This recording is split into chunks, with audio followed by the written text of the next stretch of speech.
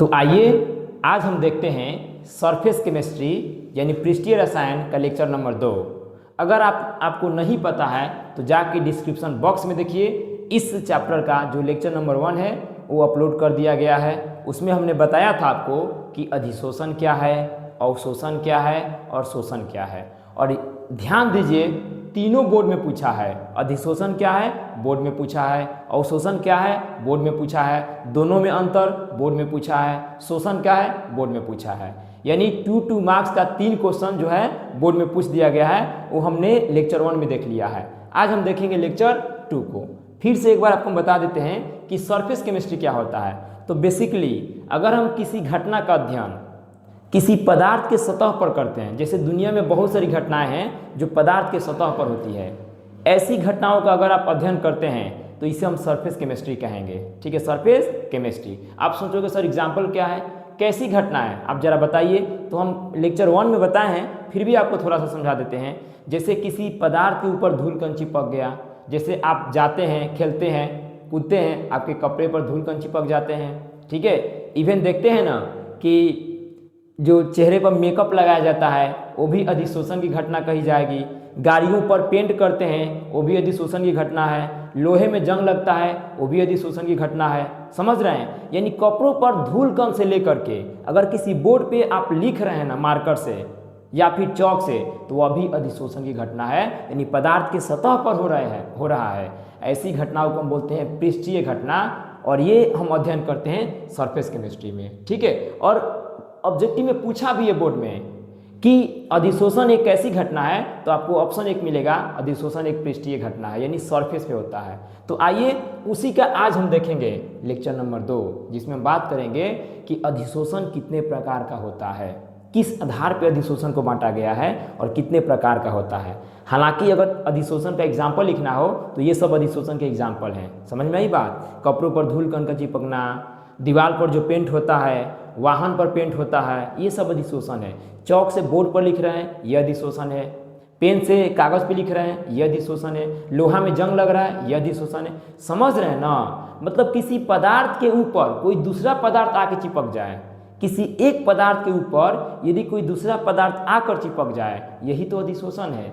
इसे आपने कहाँ नहीं देखा है? अरे अपने डेली लाइफ में आप देखते ही हैं। आप डेली देखते हैं कि आप घूमते हैं, आपके कपड़े पर धूल कण चिपक गया। आप पेंट देखते हैं कि पेंटिंग होता है। आप बोर्ड पे देखते हैं कि लिखा जाता है मार्कर से, चौक से लिखा जाता है। ये सब क्या है? अधिशोषण ही तो है। लोहा में जंग लगता है, क्या है? अधिशोषण ही तो है। समझ रहे हैं बात को? यानी कि ये सभी घटनाएं जो सतह पे होती है, जो किसी पदार्थ के ऊपर होती है। एक लाइन में अगर हम बात करें तो अधिशोषण का मतलब होता है चिपकना। क्या? चिपकना। एक पदार्थ के ऊपर अगर दूसरा पदार्थ आके सट जाए ना, तो यह अधिशोषण है। समझ रहे हैं बात को? एक एगो हम शकल होता है जेकरा के बोलते हैं अवशोषण। और अवशोषण में क्या होता है कि एगो पदार्थ दूसर का पदार्थ के सतह पे ना चिपकता है, बल्कि ओकरा अंदर समा जाता है। अंदर समा करके पूरा फैल जाता है। अंदर समा के पूरा फैल जाता है। तो क्या है? यह है अवशोषण। ये क्या है? अवशोषण है। जब अधिशोषण अवशोषण मतलब ये दोनों एक साथ होने लगे तो इसे कहते हैं शोषण। इस बतिया को हम लेक्चर 1 में पढ़ा दिए हैं, तो जा करके देखिए ना, मज़ा आ जाएगा। और इतना सारा आपको हम एग्जाम्पल दे दिए हैं। समझ रहे हैं बात को? बहुत आसान चीज़ है, बस आप डेली लाइफ से कनेक्ट कर लीजिए। आज हम देखेंगे लेक्चर नंबर 2 है, और इसमें हम जानेंगे कि जो अधिशोषण है वो कितने प्रकार का होता है। तो अगर हम बात करें कि देखिए, एक बार और आपको थोड़ा सा शॉर्टकट हम याद दिला देना चाहते हैं कि मान लीजिए ये कोई पदार्थ है। क्या है? पदार्थ है, और इसके ऊपर ये देखिए आके चिपक गए हैं। ये मान लीजिए कण है, ये पार्टिकल्स हैं। ये क्या है? पार्टिकल्स हैं, और ये आके इस पे चिपक गए हैं। देखिए, यही तो अधिशोषण है जी। ये जो अंदर पदार्थ है ना, जेकरा ऊपर चिपकल है, उसको हम बोलेंगे अधिशोषक। क्या कहेंगे? अधिशोषक बोलेंगे। और जो आके चिपका है ना, जो आके चिपका है, उसे क्या कहते हैं? उसे कहेंगे अधिशोष्य। अधिशोष्य। तो एक होता है अधिशोष्य, और दूसरा कौन होता है? दूसरा होता है अधिशोषक। एक होता है अधिशोष्य, और दूसरा होता है अधिशोषक। यानी एक को बोलते हैं एडजॉर्बेंट, एक को बोलते हैं एडजॉर्बेट। इसे कहते हैं एडजॉर्बेट इंग्लिश में, और इसे कहते हैं एडजॉर्बेंट। समझ रहे हैं ना जी।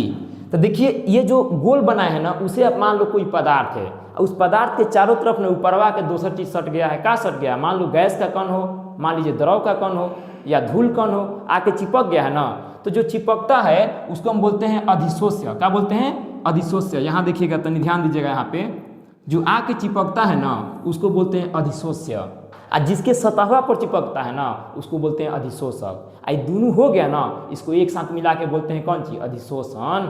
यह चीज मैंने हम पढ़ा दी है जी, यही अधिशोषण है। एक पदार्थ के ऊपर दूसरा का पदार्थ जब आके चिपक जाए, अब जिस मान लीजिए कोई पदार्थ है, मान लीजिए ठोसे है, मान लीजिए कौन चीज है? ठोसे है। जैसे आप अपना कपड़ा ले लीजिए, घूमते हैं तो कपड़वा पे आके धूल कण चिपक जाता है, तो यह ना अधिशोषण है जी। आप दीवार पर गए, दीवार पर पेंट करते हुए देखें, दीवालवा को ठोस मान लीजिए, आप पेंटवा करते हैं, वो लिक्विड का कण है उस पर चिपक जाता है, यही ना अधिशोषण है जी। मान लीजिए कि जैसे कि आप देखे होंगे कि लोहा में जंग लग गया, तो लोहा को ठोस मान लीजिए, ऊपर से ऑक्सीजन जो गैस होता है जिसकी वजह से लगता है और जलवाष्प की वजह से लगता है, वो चिपक गया, यह ना अधिशोषण है। तो कोनो नया चीज़ नहीं है ना, बहुत ऐसा चीज़ है जो आप डेली लाइफ में देखते हैं, बस इसको समझ लेना है, यही अधिशोषण। और ये बार बार बोर्ड में आता है, समझे बात को। और अधिशोषण में जौन चिपकता है ना उसको बोलते हैं हम अधिशोष्य, और जिसके सतह पर चिपकता है ना उसको बोलते हैं अधिशोषक। आई बात समझ में? तो ये चीज़ वह हम पढ़ लिए हैं, इसे जा करके आप जरूर देखिए, तब आज की क्लास में मजा आ जाएगा, है कि नहीं। तो ये एक बार हम पिछले क्लास के बारे में थोड़ा बहुत समझा दिए हैं, अब आज की क्लास को हम कंटिन्यू करेंगे। अब देखिए, मान लीजिए कि एक पदार्थ दूसर के पदार्थ के सतह पर चिपक गया, तो ये तो हो गया अधिशोषण। लेकिन अगर चिपक के हट जाएगा तो इसे क्या कहेंगे? इसे भी तो कुछ कहेंगे। अगर आके चिपक गया तो ये है अधिशोषण, लेकिन अगर चिपक के फिर हट गया तो इसे कहते हैं विशोषण। तो इहो याद रखिए कि विशोषण क्या है?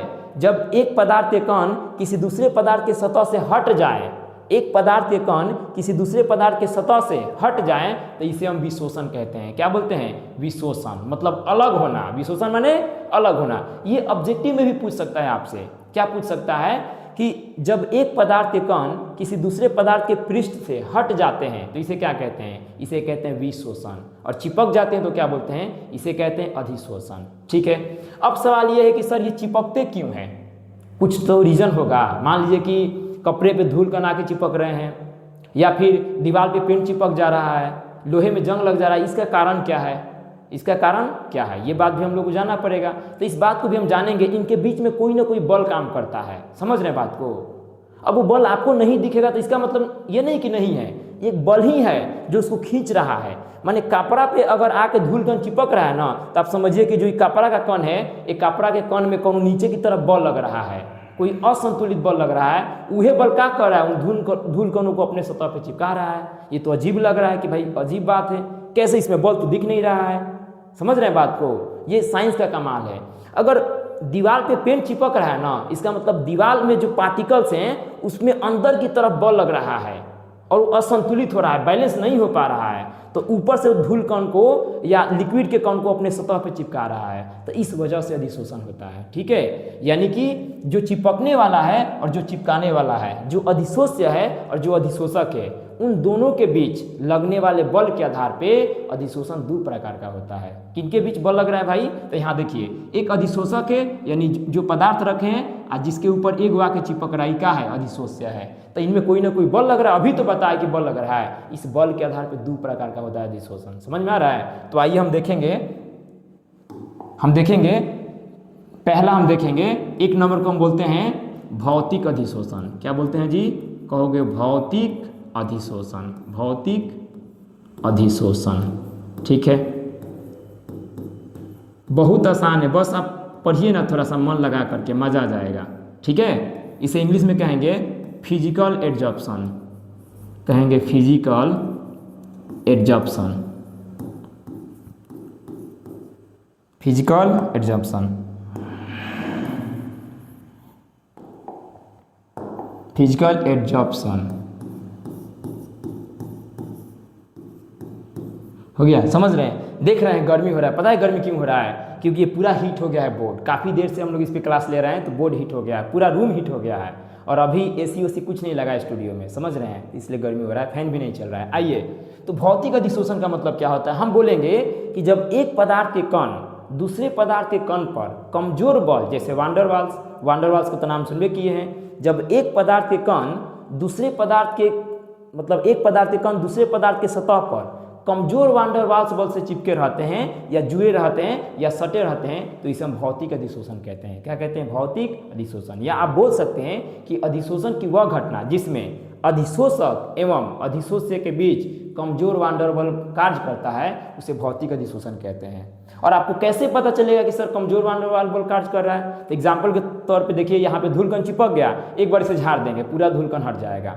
घर पे रहते हैं, बेड पे पूरा धूलकण चिपक जाता है, एक बार उठाते हैं इसे झाड़ देते हैं, पूरा धूलकण अलग हो गया। माने कमजोर बल था इसीलिए ना इतना जल्दी अलग हो गया जी। मजबूत होता तो अलग होता नहीं होता ना। जैसे लोहा में जंग लगना देख लीजिए, लोहा में जंग लगा है, आप कह रहे हैं लोहा ले लिए हेंगा हेंगा कर रहे हैं कि भाई हट जा जंग हट जा, तो नहीं ना हटेगा जी। काहे नहीं हटेगा? काहे कि उनमें मजबूत बल है, उनमें केमिकल बॉन्ड बन गया है, रासायनिक बॉन्ड बन गया है। तो ये कमजोर बल है कैसे आपको पता चलेगा? ताकि आसानी से अगर हट जाए, चिपकल है और हट जाए आसानी से, तो मान के चलिए कमजोर बल है। समझ रहे हैं बात को? तो आप परिभाषा में क्या लिखोगे कि अधिशोषण की वह घटना, बोलोगे अधिशोषण की वह घटना, अधिशोषण की वह घटना, एक मिनट, अधिशोषण की वह घटना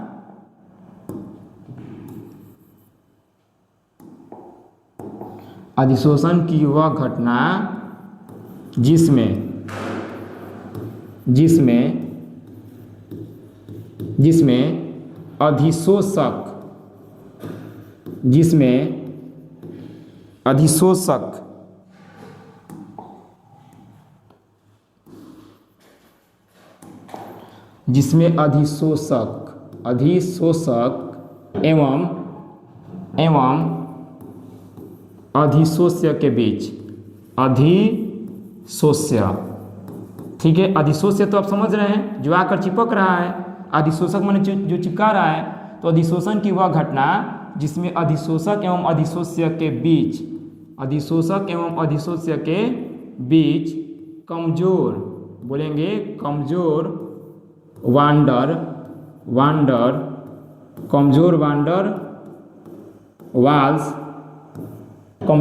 वाल्स बल कार्य करता है। कमजोर वान डेर वाल्स बल कार्य करता है। एक मिनट, हीट हो गया ना इसलिए इतना ज़्यादा ऐसे कर रहा है।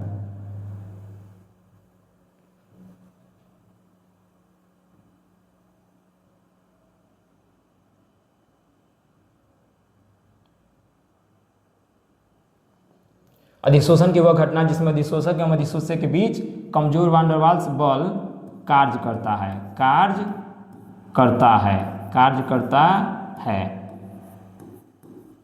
उसे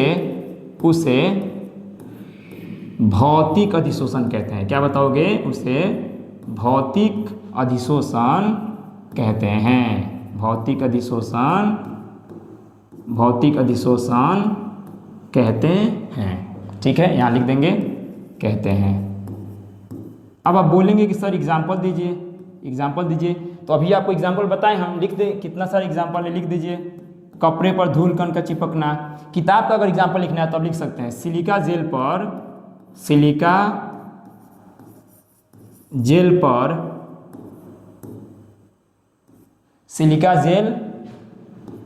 पर जलवाष्प का अधिशोषण, जलवाष्प का अधिशोषण। आपको ना हम फर्स्ट क्लास में बताए थे कि सिलिका जेल क्या होता है। समझ रहे हैं? सिलिका जेल ना नमी को सोखने का काम करता है, यानी पानी को अपनी सतह पे आकर्षित कर लेता है। समझ रहे हैं? एक एग्जाम्पल ये लिख लीजिए, और भी बहुत सारा एग्जाम्पल है। एक एग्जाम्पल आप ये लिखिए, कपड़ों पर धूलकण का चिपकना। बोलेंगे कपड़ों पर धूलकण का चिपकना। जब भी आप डेफिनेशन वगैरह लिखें, एग्जाम्पल जरूर लिखें। कपड़ों पर धूलकण का चिपकना, कपड़ों पर धूलकण का चिपकना। समझ रहे हैं? और एग्जाम्पल चाहिए और लिख लीजिए, कोई दिक्कत नहीं है, बहुत सारा एग्जाम्पल है। दीवार पर पेंटिंग, आप बोलेंगे दीवार पर पेंटिंग। ये जो पेंटिंग होता है ना, वो भी अधिशोषण की घटना है। समझ रहे हैं? दीवार पर पेंटिंग, पेंटिंग, ठीक है। और भी एग्जाम्पल आपको बताया गया है, बहुत सारा आप एग्जाम्पल लिख सकते हैं। ये होता है भौतिक अधिशोषण, समझ रहे हैं बात को, ये क्या होता है भौतिक अधिशोषण। अब बहुत सारे भौतिक अधिशोषण के लक्षण होते हैं, क्या होते हैं भौतिक अधिशोषण में बहुत सारी विशेषताएं होती है कि ताप बढ़ने से भौतिक अधिशोषण क्या होगा, दाब बढ़ने से भौतिक अधिशोषण क्या होगा, है कि नहीं, पृष्ठीय क्षेत्रफल के बढ़ने से क्या होगा, या गैस की प्रकृति पे डिपेंड करता है कि नहीं। तो इस तरीके से बहुत सारा होता है। तो आप फिलहाल ये याद रखेंगे कि भौतिक अधिशोषण किसे कहते हैं। इसके बाद जो नेक्स्ट टॉपिक आता है कि भौतिक अधिशोषण के लक्षण, ठीक है। और क्योंकि भौतिक अधिशोषण के जो लक्षण है उसे हम डिटेल में किसी अन्य वीडियो में बात करेंगे। फिलहाल आप इतना ही को तैयार करके आइएगा और पीछे वाले वीडियो को देख करके आइए ताकि अच्छे से समझ में आए। हालांकि हम पूरा प्रयास किए हैं कि वीडियो आपको समझ में आए, आपको पढ़ाया गया चीज़ बिल्कुल समझ में आए, और ये डेली लाइफ से कनेक्ट करने का हम लोग प्रयास कर रहे हैं। सिक्सजी जो टीम है यही मेहनत कर रही है कि आपको इसे डेली लाइफ से कैसे जोड़ा जाए ताकि आपको समझ में आए। तो उम्मीद है आपने इस अधिशोषण की घटना को देखा होगा, समझ रहे बात को।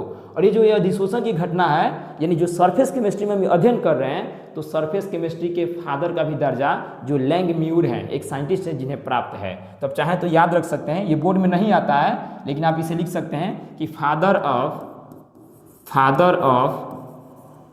Of surface chemistry. आप क्या पढ़ रहे हैं जी, आप पढ़ रहे हैं सरफेस केमिस्ट्री यानी कि पृष्ठीय रसायन। आप क्या पढ़ रहे हैं, पृष्ठीय रसायन। तो फादर ऑफ सरफेस केमिस्ट्री जो है वो माना जाता है एक साइंटिस्ट जिनका नाम है लैंग म्यूर। लैंग म्यूर, क्या नाम है, लैंग म्यूर। इन्हें कहते हैं father of surface chemistry, Langmuir, ठीक है। ये बोर्ड में कभी आया नहीं है लेकिन हो सकता है कभी बोर्ड में आ जाए कि पृष्ठीय रसायन के पिता कौन है, तो लैंग म्यूर को माना जाता है, ठीक है। तो इतना ही रहने देते हैं। अगर आपको अच्छा लगता है तो चैनल को सब्सक्राइब करिए, लाइक करिए और शेयर करिए, प्लीज़ शेयर करिए, पूरा फैला दीजिए, एकदम तहलका मचा दीजिए। जल्द ही आप लोगों का बैच हम लोग लॉन्च करने जा रहे हैं जो कि पूरे सिक्सजी टीम आपको पढ़ाएगी, एकदम पूरा टॉपिक वाइज पढ़ाएगी, ठीक है। मिलते हैं नेक्स्ट वीडियो में, बहुत बहुत धन्यवाद।